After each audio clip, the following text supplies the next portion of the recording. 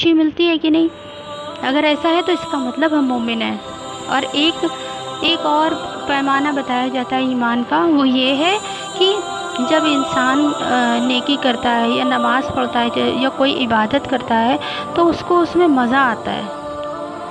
جب ایمان دل میں اتر جاتا ہے تو اس کی نماز اچھی ہو جاتی ہے، اس کی ساری عبادتیں اچھی ہو جاتی ہیں۔ سب سے مین چیز یہ جیسے ایک لیٹر ہوتا ہے دودھ ناپنے کے لیے، اور تھرمامیٹر ہوتا ہے بخار ناپنے کے لیے، اسی طرح ایمان کو اگر ناپنا ہے تو ہم اپنی نمازوں اور اپنی عبادتوں کو دیکھ لیں، کیا ہمارا من اس میں نہیں لگ رہا ہے کہ نہیں لگ رہا ہے۔ ایسا دیکھیے آپ، اکثر آپ نے دیکھا ہوگا کہ بہت کٹکٹا ہوا سردی میں کمبل سے نکل کے ایک بوڑھا انسان کپکپاتا ہوا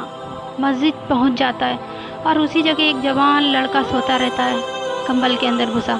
اور وہ بالکل نہیں اٹھتا ہے، اور نہ